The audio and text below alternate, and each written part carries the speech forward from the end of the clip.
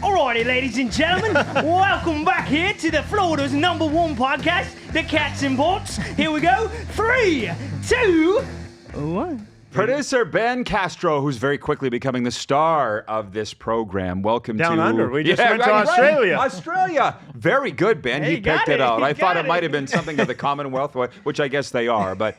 It is Florida's #1 hockey podcast, Florida's favorite hockey podcast. I'm your host, Rod Peterson. She is the co-host, Sarina Taylor. And we've got a very special treat for you. Drum roll, Sarina. Can you do it? Bill Bill Lindsay, Mr. Panther. He will always be Mr. Panther. Broadcaster and franchise great Billy Lindsay's here to preview the championship of the Four Nations Face-Off Canada-USA Thursday night. Are you excited yet? Yo, after that first game, and we got what we wanted. Team Canada was able to beat Finland and get there, and we got USA and Canada again after that first game. They dropped the puck in the 3 fights in 9 seconds, and it was off. Any casual fan, I've heard from so many people, just casual hockey fans that watched that game and said, wow, that was amazing. Well, just that's through what and America's through. all about. It was like the Tkachuk brothers were like, we're going to do this. Mm-hmm. They got the right person in JT Miller because they knew he'd participate. And that's what American hockey's all about. Really, Maybe like hype or fighting or what? They can hype it up to the people that don't normally watch Mm-hmm. and bring all of these people in to watch and actually give a shit about whether or not something exciting happens. And that's correct, too. But we're here at this point with the USA Hockey because it started with Wayne Gretzky that moved to Los Angeles. It does. Okay, so that move sparked something. Now you get teams in Florida, San Jose, Anaheim, Tampa Bay. You look around. Now the expansion of the U.S. talent pool has grown. By a lot, by a ton. So when you get into these markets, when I played for Team USA World Juniors, it wasn't good enough for Team Canada. I had dual citizenship, but it goes back. But the talent pool was okay. It just wasn't there. But all of a sudden, what they've done with their development programs and the way they've ramped it up, they've become a power on the world stage. Won the last 2 World Juniors. I know they haven't in best on best. That's been dominated by Canada. That's why it sets up for a great showdown tomorrow night. I love that you said that best on best thing because I think there's a pretty good argument from anybody in Canada that we're not really icing our best options. There's always going to be the argument. We're getting the why is Tom Wilson not there? I think you and I had a conversation about Tom Wilson and things like that and the Scheifele argument and whatever else. But for what it's worth, I mean, we got some incredible talent in Canada that plays right now. I don't think it's ever really been better other than maybe 87 or 72, 76. Yeah, it's staggering to go down in the lineup and you got Sidney Crosby playing the wing. Yeah.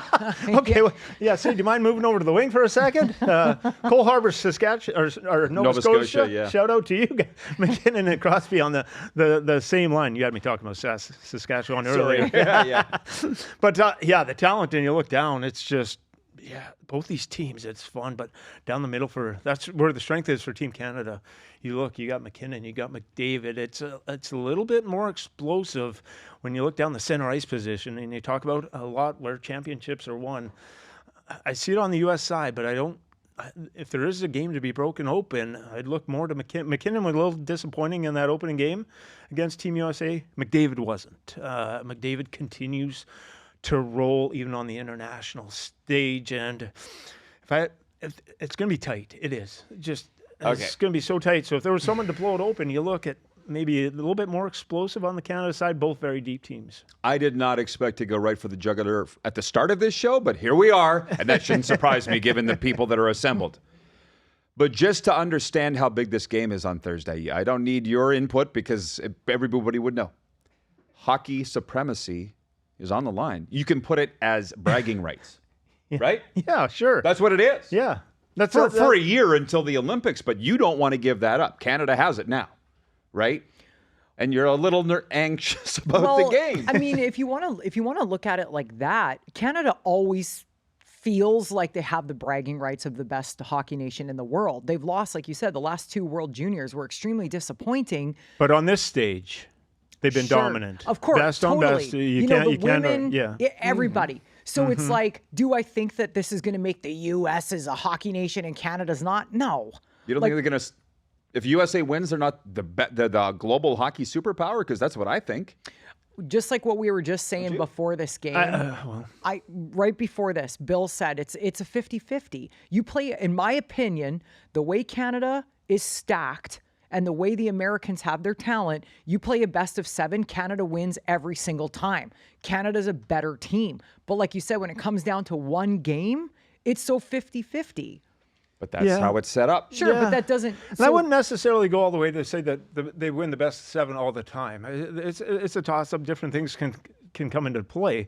You do look at the lineup, but it's not always the best talent-wise team in the NHL that wins the Stanley Cup, too. There's certain dynamics that go into the dressing room, and that's what you're trying to find in this series. How would it play out? How do guys down on your, Mitch Marner's playing on your third line.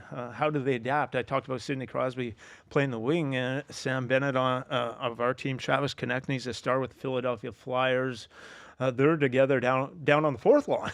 You have to accept roles and how people kind of fit into these roles. That's why you talk missing maybe Scheifele doesn't get on the roster. Tom Wilson's a good argument, but they have to accept their roles and excel. How do I find a fourth liner excel? Mark Scheifele's not going to excel on my fourth line. I don't personally believe even best. So it gets a little complicated. It gets a little deeper than that, but it's just. The talent when it's on the ice, I sit back. So you have the NHL. You have no better league to play in than this. This is the only chance to see it, and the speed and the pace. When these guys come back to their NHL team, it's like going from the NHL to the American Hockey League. They're gonna be like, "What? Slow? Yeah. I got all day. I got all day. For sure. I got all day to make this happen." So that's what makes it so intriguing. I guess is that. U.S. has even gotten to this point. Okay, it hasn't. It's been Canada. A lot of time. Even Russia was in that conversation for a long time. And the U.S. to finally get to this point is arguing that they're competing with the powerhouses. As a decade, even 2 decades ago, that was never ever being thrown around. I think you hit the nail on the head with Russia, because Rod and I talk about this all the time. Let's be honest. They would be dominant. Mm-hmm. I still think Canada would have the best team because of the depth. Yeah. But man, the Russians are just so good. But you're right. This is what I've been saying too. USA hockey puts a lot into their development program. And Canada has been sitting around with their fingers up their asses for the last 20 years. Arrogant. Going, oh, well, we got all this talent. That's why the World Juniors and stuff you're starting to see. Because those kids are playing in the U.S. under 16 programs, they get them 16 to 18 years old, and they play in that USHL Tier 2 hockey, which is a good hockey league. But it's 16 to 20-year-olds, but they're playing with a team from 16 to 18-year-olds, and they're together. So once these guys get into the World Junior Championships, they're very, very familiar with each other. Let me just back this up.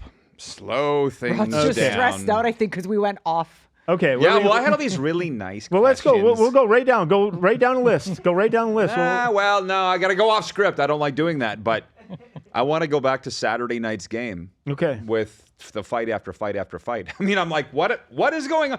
Everybody was saying, what is going on? Mm-hmm. Even Ray Ferraro was doing color, right? He's like, nobody expected this. What did you think? That was 80s, 90s WHL or Slapshot. So there's been 9 fights in best on best hockey ever. 1/3 of them happened in 9 seconds. 1/3. I didn't know that stat. And the only other time that it ever was multiple fights at one time was Team USA's GM, Bill Guerin, and big old Keith Walt Tkachuk. They were asked, did you talk to your dad about it, the Tkachuk brothers? And no. I guess it was a group text kind of going around between everyone, and they sorted it out, and they got out there, and Matthew dropped, and then Brady, which Sam Bennett is a teammate and line mate of Matthew Tkachuk, defied Brady Tkachuk by Sam. Where else are you going to see this stuff? This is the only. So mayhem started on right from the onset. It was settled, the dust, and let's go from there. And it was wildly crazy. The big hits by McAvoy and McDavid and Pace and McDavid never slowing down. Outrageous what we saw. I think the one thing about McDavid is, yes, that was a big hit, but he anticipates the hit coming. Mm-hmm. And he'll be okay. Yeah, he's like, I'm going to take the hit to make the play. And that's the thing with McDavid. He'll bounce back and he'll get right back in the play. And it, I don't want to say it didn't affect him, but nothing affects him unless he's actually injured. No. Well, so McDavid and the great players, what you have to understand, and everyone said, well, why? I caught pieces of Gretzky sometimes, and everyone said, well, Gretzky's protected out there on the ice. No, he was. He was. Yeah, okay, yes, he was.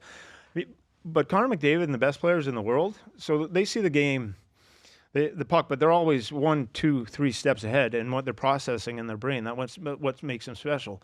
So the pass is coming to me. He already knows where the pass is going next. So they have this sixth sense about him. And you could go after Gretzky, but that's why he had 8 gazillion assists. He knew where he knows where everyone is on the ice at every single moment. Same thing with Crosby. Okay, I understand that I might get blown up here, but I'm going to be able to brace it or throw a hit because I know where that player's coming from and I know what I want to do with this puck. And that's what separates good from true greatness. Like and Crosby, McDavid, some of the stars in the past, all of our great stars that we've had in this game. There's a separation that determines greatness, and that's what's in their body. I loathe asking you this, but I feel like I have to. Mm-hmm. The booing of the U.S. anthem. There are those that felt that started all the fights, but as we've learned since, that was set up before the anthem was even booed. Yeah. What you have ties to both countries, so how do you feel about Canadians booing the U.S. anthem? So I have no control, right? But I can't. I'm not in Canada. I'm not at the game. The feelings in Canada. I have one chance. I have a U.S. citizenship. I have one chance to hear my voice, and that's at the ballot box. Once it's done, whoever gets elected, accept it, and that's my life, and I'm going to live, and go from there. It's controversial times. I'm not going to wade into political water. I don't believe the hockey players are going to get into it too far. If they want to boo, fine, its trajectory. We're hockey players. That's for people way beyond our mindsets to settle out and figure out. And as hockey players, you want to control the game. You can control. Who cares? People are booing you. Damn. Oh boy. Their feelings aren't hurt, and everyone talks about it. So they play the game, and it just all goes with the territory now. So whatever they want to do, I understand both sides of it. I understand kind of what happens and why Canadians are frustrated in some aspect. I spent a lot of time up there in the U.S. trying to do what they do, but that is just so far out of my element of control. So what you can't concern, yeah. So what you can't control, just worry about it. Like you're playing the game, I can play the game. I can skate. I can play ice hockey. That's what I'm going to do. Mm-hmm. I think going back to kind of what we were talking about like you would just never see Canadian players texting each other, go, let's start a bunch of fights at the start of the game. You just wouldn't. No. It's just a different mentality. But it also shows, and I don't want anybody to take this, whatever, but it shows immaturity. In my opinion, it shows, when you look on the flip side, the point I'm getting to is the maturity on the Canadian team. Sidney Crosby, Drew Doughty, those guys have been in the big game. They played for Canada at 2010, and you can see it. You can see it right now, the difference in the guys that have the experience and the maturity versus the ones who don't on all the teams. Yeah, absolutely. And who's going to put that past? You also got to remember, Team Canada was without Cale Makar for that first game. That's a huge difference. He's been there too, through the ringers, not on the world stage, but he's got the hardware with the Stanley Cup. Puck-moving defenseman. Quinn Hughes is not available on the other side. There's talks to bring him in, but that's not going to happen if they're healthy. So Makar being back into this game, and you looked and you talked about the players that have been through it, it means a lot. So that's why NHL teams go out and get players that have Stanley Cup experience once you get into the playoffs. We got Tarasenko last year. It meant a lot to our team, built our group. So you go out, the heart rate is going to be a little bit lower for a Sidney Crosby than it is. Dylan Larkin it's going to be go. You know, like I haven't been thrust into this situation before. Austin Matthews, the sort of scenario, and you can go down. Brady Tkachuk hasn't played in a playoff game. The temperature might be a little bit cooler in the Canadian dressing room as they step onto that ice, just because you have that leadership, the players that have been through and done that before. It is a big thing. Ben, make a note of this, please. This is what I'm hearing from Panthers fans. They're all asking, how can we get Brady Tkachuk? Are you seeing that? Have you thought about it? You can't get Brady Tkachuk because how do we get Matthew Luck? Those Tom Wilson players, they're unicorns. He's the captain. They don't change teams. If Ottawa trades Brady Tkachuk, insanity.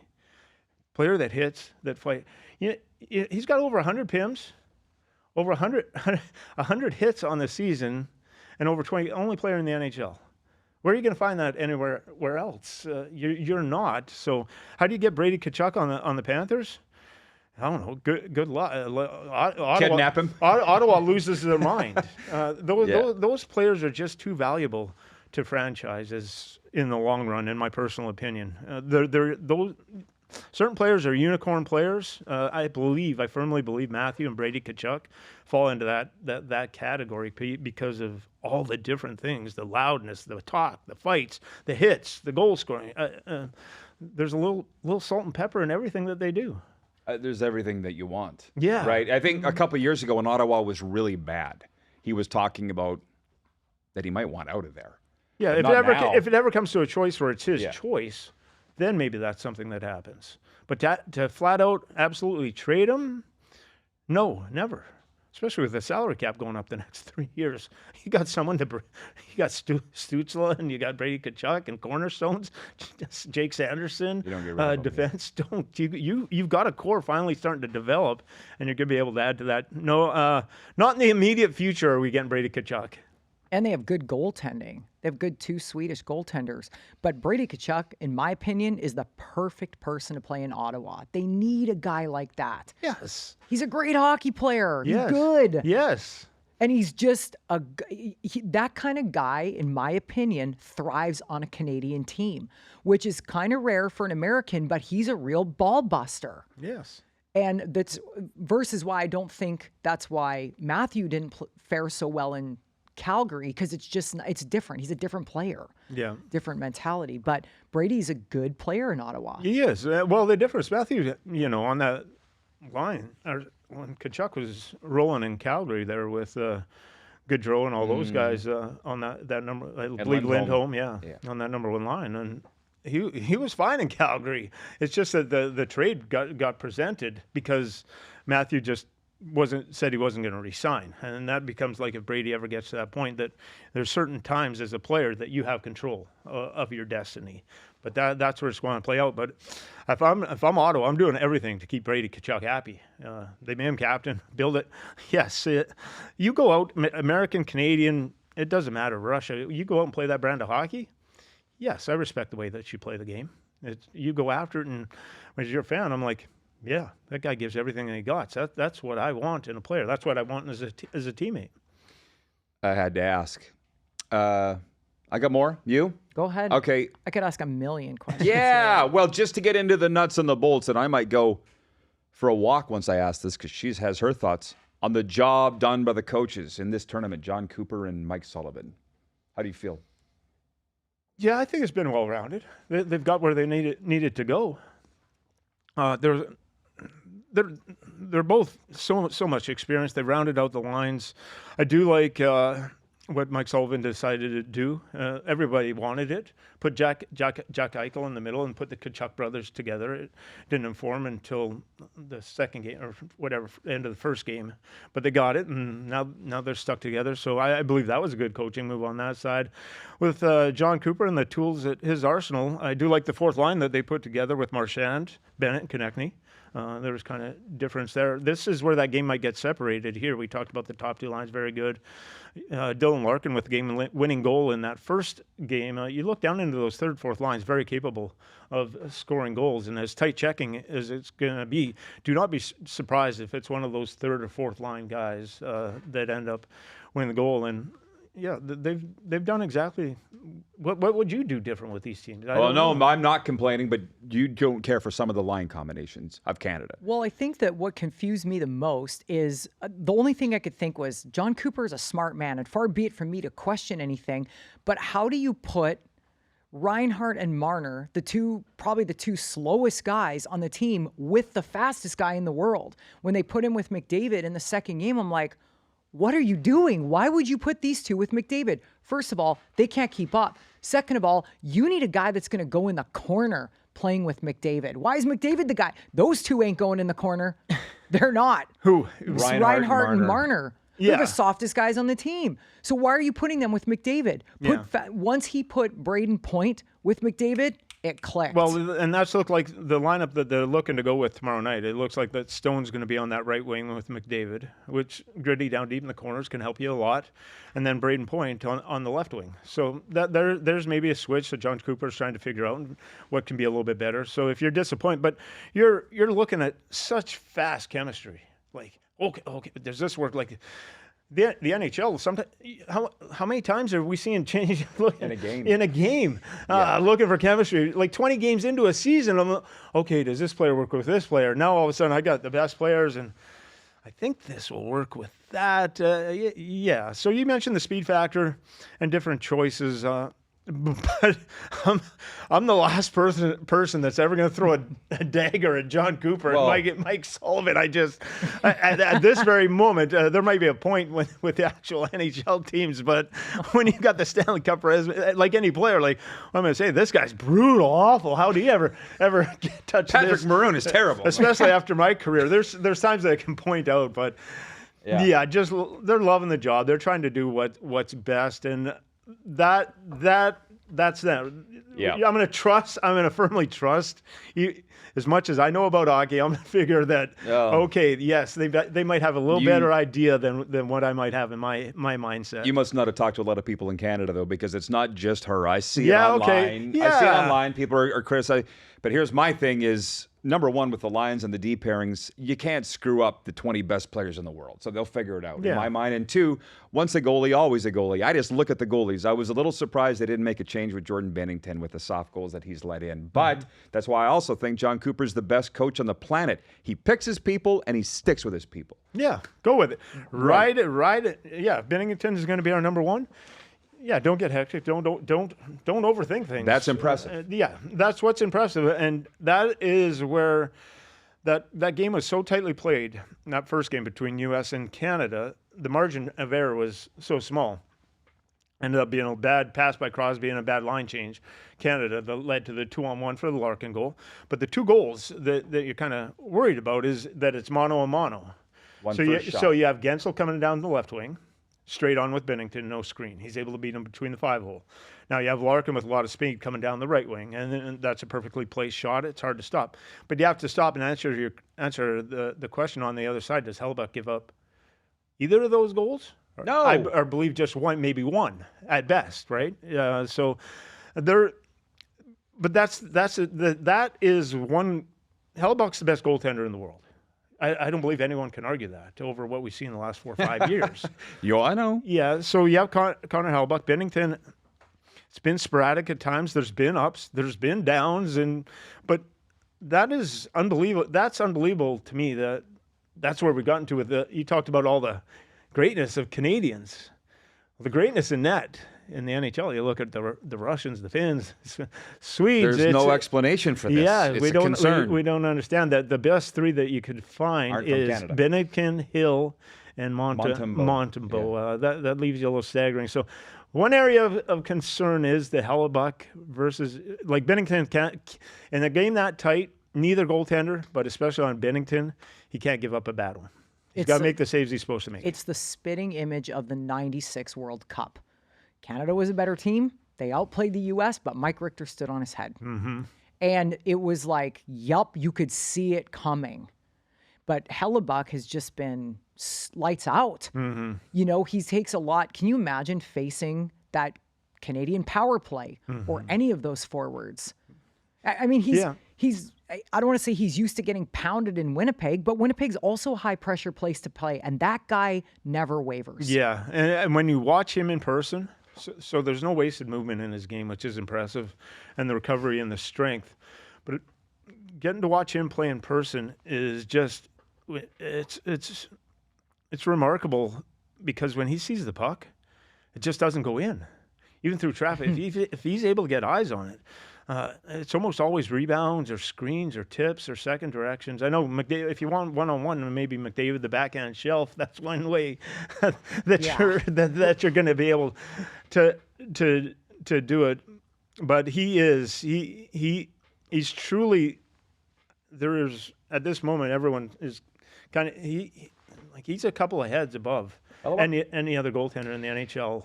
Way at this stage of his career, even the Vasilevskys and all that of the world. We had this debate in the fall, and I said, what was the question? One game, who would you take? And you said Hellebuck, and I said Bob. Yeah. But the reason for me is Bob's done it. Yeah. Period. 2 Vezinas and a Stanley Cup. And Hellebuck did blow up in the playoffs last year. So there's no guarantee he's putting up the plywood in this game Thursday night. Yes. The odds are he'll be better than Bennington, but yeah. Well, so this is where, if you haven't won a cup, part of your legacies are cemented. You're looking like a Connor McDavid. This is part of that. You look at all that Crosby has, all the hardware. This is part of just etching into that and just scratching it off. Okay, best on best. I won this tournament. And you saw the Amazon Prime series, right? With behind the scenes, you know how juiced up McDavid is, and he wants all these things. He wants all these accolades. So this is another area where McDavid can kind of check one of the boxes and go, okay, I've been able to do that. I've been able to win best on best, and that will help him going forward. But Hellebuck is in that same conversation as well, because if all the greatness Ovechkin has, if he didn't win that Stanley Cup, he retires as the greatest goal scorer of all time. That's a tough pill to swallow. But once he got that Stanley Cup, he's etched in lore, and everything is gravy from there. The Stanley Cup to the best players in the world, it does mean something. absolutely. Yeah. And tournaments like these. Bennington and Aiden Hill have both won a Stanley Cup. Yeah. And it's just an interesting stat. Yeah, so the pressure, right? So it does. Maybe Hellebuck, maybe he does feel pressure. I'm going to throw this out for the benefit of you two more than anybody, but you asked me what Theron Fleury said on my TV show today. Canadian hockey icon. I hope he needs no introduction with you folks. You'll be happy to hear this. He goes, I think the Oilers will go on to win the Stanley Cup this spring because of what Connor McDavid will have learned from Sidney Crosby in this tournament. He goes, in 81, Gretzky learned from the older guys when he played in the Canada Cup. And what did the Oilers do? 87, Lemieux learned from Gretzky, and the Penguins went and won Stanley Cups. He goes, I think McDavid's taking that back right now and will win the Stanley Cup. And I'm like, oh my God, Theo. I said, don't tell Pat. Hell froze over. I know. And Theo's like, I hate the Oilers too. He goes, but that's the way this is supposed to go. Mm-hmm. Do you agree with that? Yes. You walk in the dressing room. Hey, what do you do?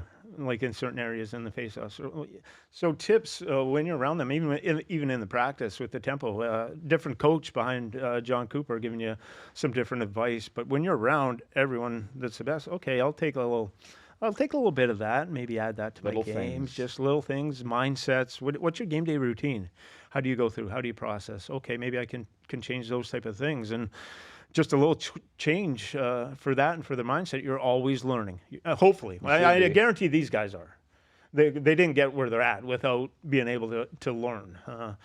So that's the great part of it. And I also believe that part of it is the heartbreak and the failure of losing a Stanley Cup like Connor McDavid. That's also part of the process. You learn from failure. You understand. And okay, what if I'm in this? Panthers were in the Stanley Cup. What did we learn from last year that we can bring into this year's Stanley Cup? Okay, we've learned something. So failure is a great teacher, but if you fail forward, if you always fail forward, there's a process in it. Okay, I failed.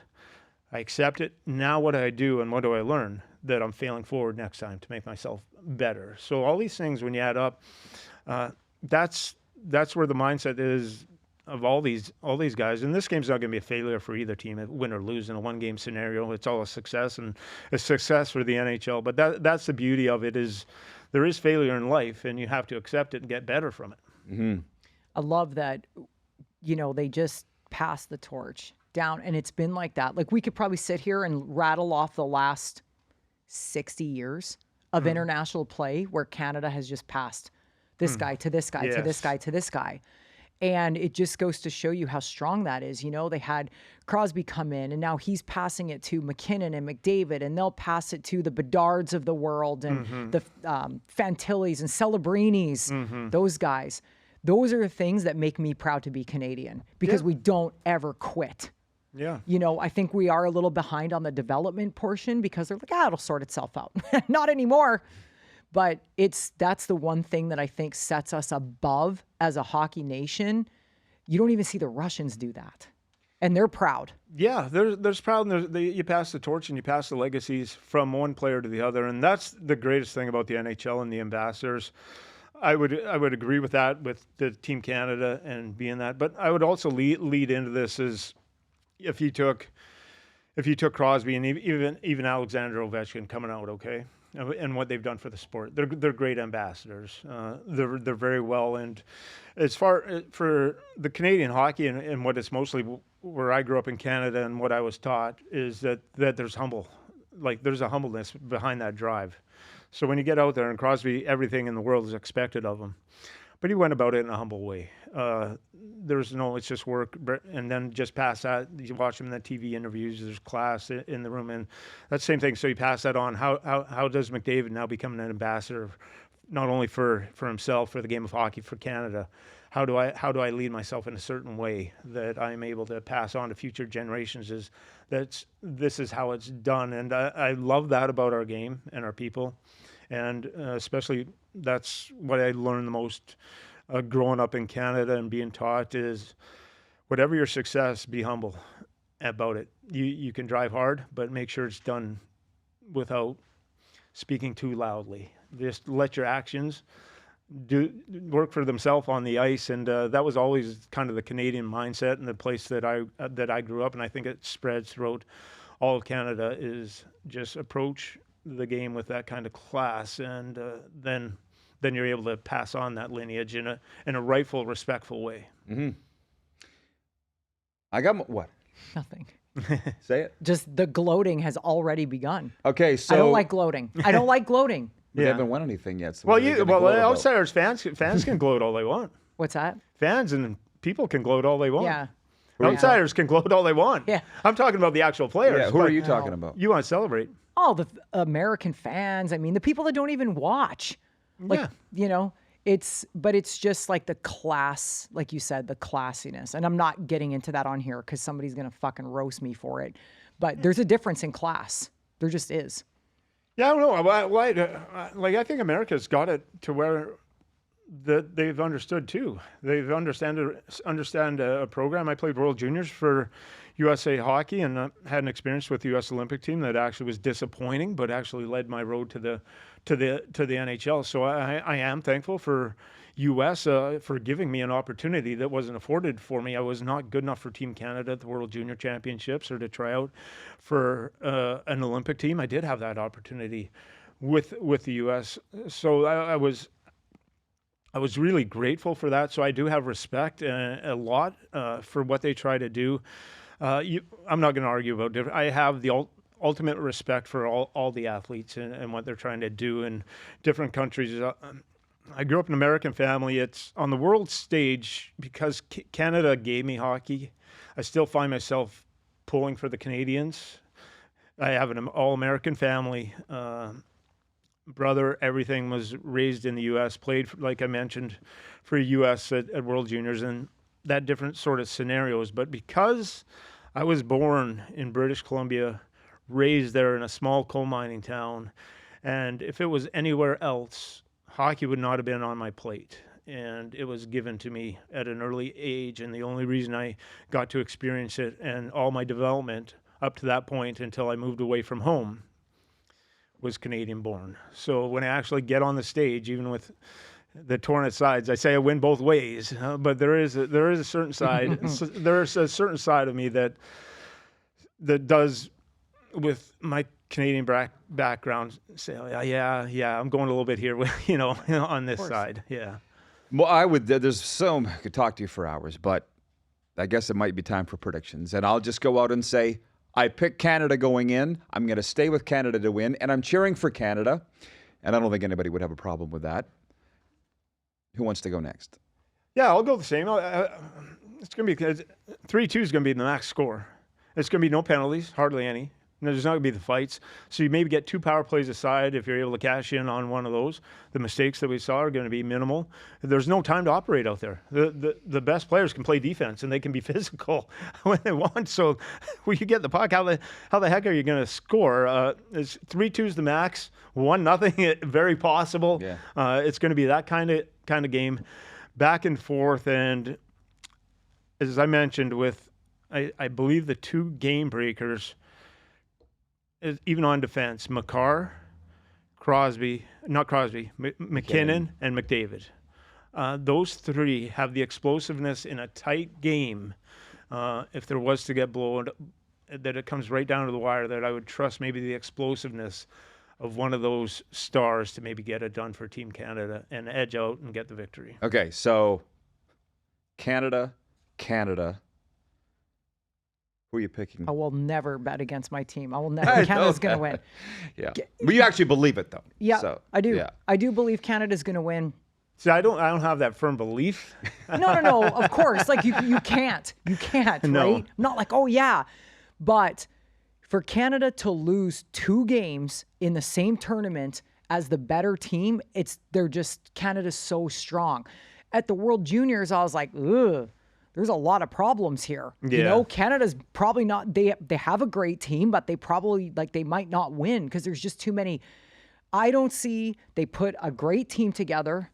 They've put some good lines together. You know, I don't mean to bag on John Cooper, but it's like now they're rolling. Now they got shit going. This is what Canada does. They like to screw around the first couple games and then they get it together and they go. Yeah. Always. But more importantly, the refs have put the whistle away in this tournament. There's not the chintzy calls. They will in this game. Yeah. There won't be no chintzy calls. Like you're going to have to earn a penalty. You're going to have to be on a partial breakaway, getting hooked from behind. Because they don't want to decide it. Yes. And they shouldn't. They shouldn't. Because if you put Canada on that power play, it's going to be lights out. Yeah. You know, the ref should not decide the game. It should be decided by, I just hope, honestly, both teams play to their potential because Canada would win if that was the case. Yeah. So here's my last statement that I want to give you is that, like even Canada, I talked about growing up in the United States, that both countries have given me so much that I could never repay. So I am very, very grateful to have all of that. That's why, and this stage, this is the beauty of hockey. So we have these 4 teams that got involved, and we have this Canada-U.S. rivalry. Now we get to the Olympics. You're never going to see this. You could have Czechia. You could, if Russia somehow got back into this.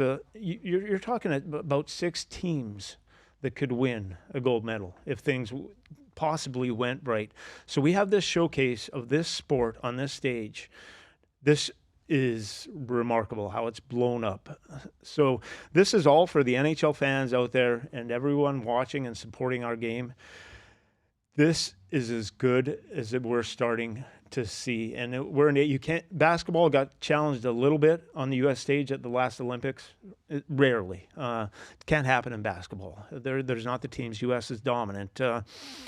Baseball, they're going to play it, but there could be some challenges in that best on best. We just haven't seen a lot of it. Mm-hmm. And the NFL, you can't do it. It's too physical. Who's going to go beat the crap out of it? They tried.